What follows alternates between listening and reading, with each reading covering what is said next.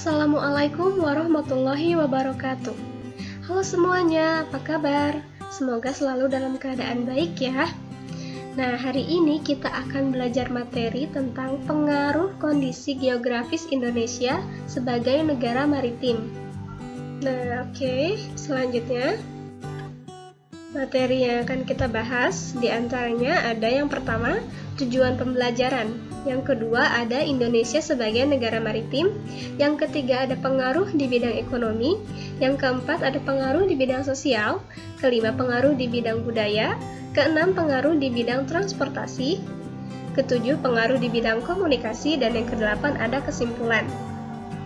Nah, yang pertama ada tujuan pembelajaran. Apa sih yang ingin kita capai setelah melalui pembelajaran hari ini? Yang pertama, dengan mengamati gambar pada peta, siswa dapat mengetahui luasnya wilayah perairan yang dikelilingi kepulauan Indonesia dengan percaya diri. Yang kedua, siswa mampu mengidentifikasi pengaruh yang terjadi pada kondisi geografis Indonesia terhadap ekonomi, sosial, budaya, komunikasi, serta transportasi masyarakat Indonesia.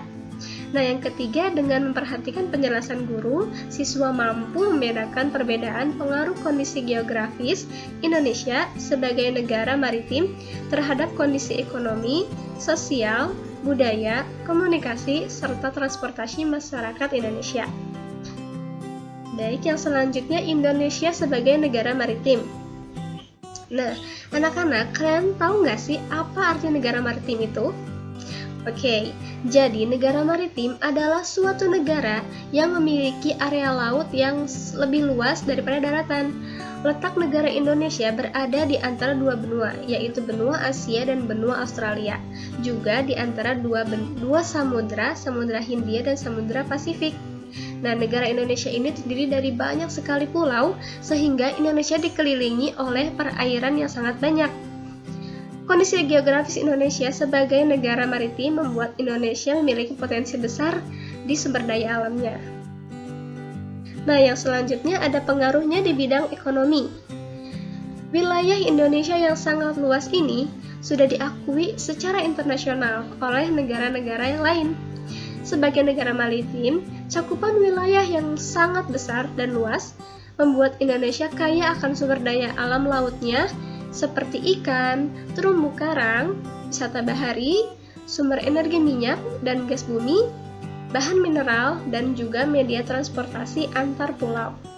Nah, banyak sekali di sekitar laut ini yang diusahakan oleh masyarakat daerah pesisir untuk menunjang kehidupan perekonomiannya. Di antaranya seperti nelayan, pertambangan lepas pantai, pelayaran, berbagai sektor usaha dan pekerjaan di pelabuhan, sektor pariwisata laut seperti hotel atau penginapan, warung makan, makanan laut, toko cenderamata, pemandu wisata, dan lain sebagainya. Nah, karena posisi Indonesia yang sangat strategis ini berada di antara dua benua yaitu Asia dan Australia, menyebabkan Indonesia menjadi jalur perdagangan dunia. Sejak dahulu, banyak pedagang dari seluruh dunia yang datang mampir ke Indonesia. Nah, karena banyaknya orang-orang yang datang ke negeri kita ini akan berdampak kepada kehidupan kita sebagai masyarakatnya. Ada dua dampak yang ditimbulkan, yaitu dampak negatif dan dampak positif. Yang pertama ada dampak negatif dulu nih, yaitu munculnya pasar gelap. Maksudnya pasar gelap di sini adalah perdagangan yang dilakukan secara ilegal atau tidak sesuai dengan ketentuan hukum yang berlaku. Kemudian yang kedua ada eksploitasi sumber daya alam secara besar-besaran. Eksploitasi ini maksudnya adalah penggalian sumber daya alam atau kekayaan negara yang dilakukan secara berlebihan sehingga menciptakan kerusakan atau kehabisan. Kemudian yang ketiga adalah persaingan global. Nah, namun ada juga dampak positifnya, yaitu Indonesia dijadikan sebagai jalur perdagangan internasional. Yang kedua, menambah devisa negara. Devisa ini apa sih? Nah, devisa ini adalah semua barang yang dapat digunakan sebagai alat pembayaran internasional. Jadi, sebagai pengganti uang atau dapat juga berupa uang.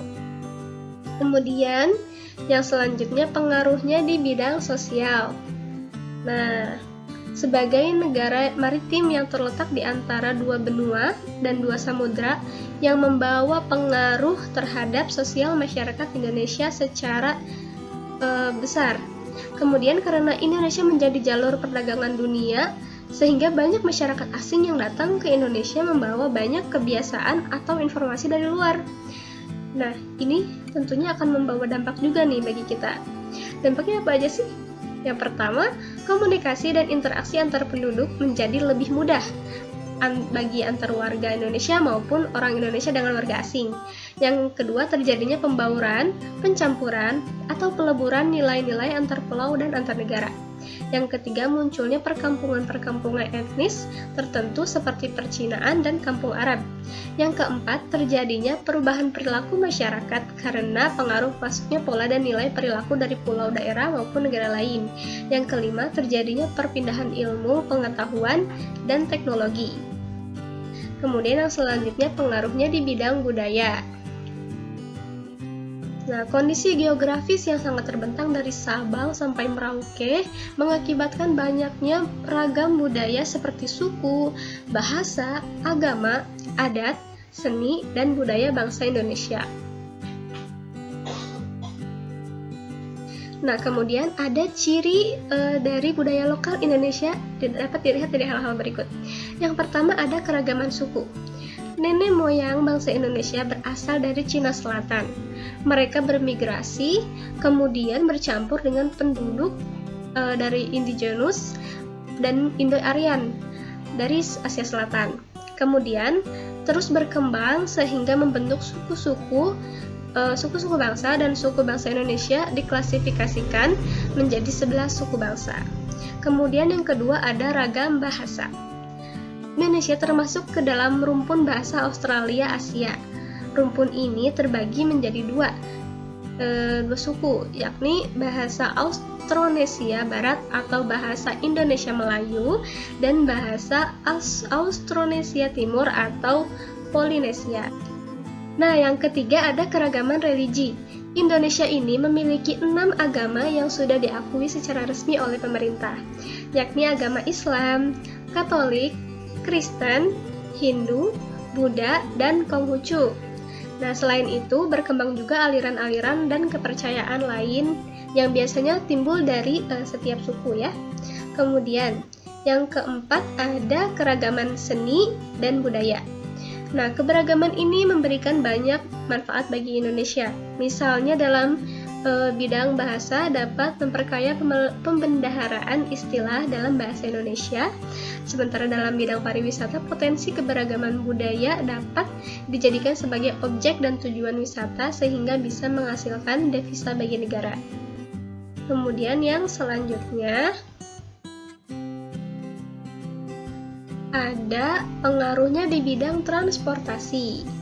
Nah, ada beberapa jenis atau media transportasi. Namun yang akan kita bahas saat ini ada dua ya, yaitu yang sangat efektif digunakan untuk antar pulau seperti kapal laut dan pesawat terbang.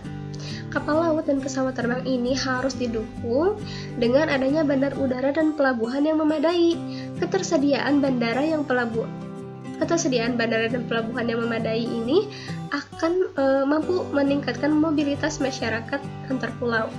Jika persediaan dan penggunaan transportasi antar pulau memadai, akan membantu kehidupan masyarakat berjalan dengan sangat baik. Seperti yang kita ketahui bahwa Indonesia merupakan wilayah yang berupa kepulauan, sehingga mempengaruhi pemerataan dan hasil-hasilnya, sehingga kemajuan tidak hanya berpusat pada satu daerah saja. Nah, hal ini akan memberikan dampak juga nih bagi masyarakat Indonesia. Tentunya ada dua juga dampaknya, yaitu positif dan negatif.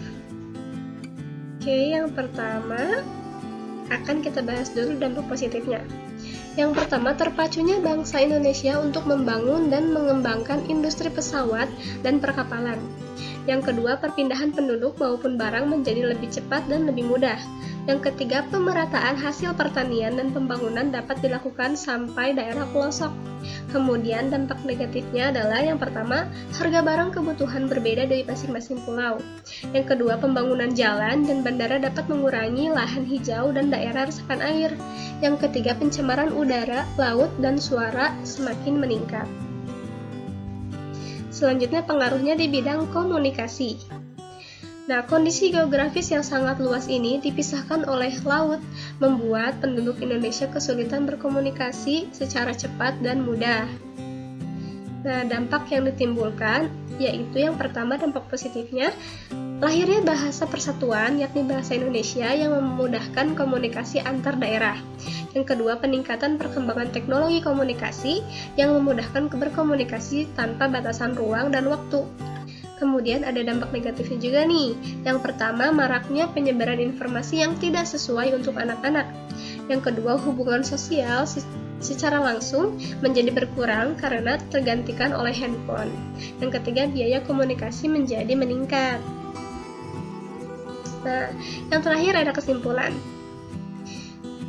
Kondisi negara kita ini sebagai negara maritim tentunya akan memberikan banyak sekali manfaat bagi masyarakatnya. Jadi dari materi tadi bisa kita simpulkan bahwa kondisi negara Indonesia sebagai negara maritim memiliki pengaruh yang sangat banyak terhadap kehidupan masyarakat. Kehidupan negara ini meskipun negara ini berbentuk pulau, tetapi kita semua tetap satu dan tetap menjadi warga Indonesia yang saling memahami toleransi dan budaya masing-masing. Oke, sekian pertemuan hari ini. Terima kasih atas kehadiran kalian dan terima kasih sudah menyimak dengan sangat baik. Sampai jumpa di pertemuan berikutnya dengan materi kekayaan bahari Indonesia di masa lalu. Sampai jumpa anak-anak.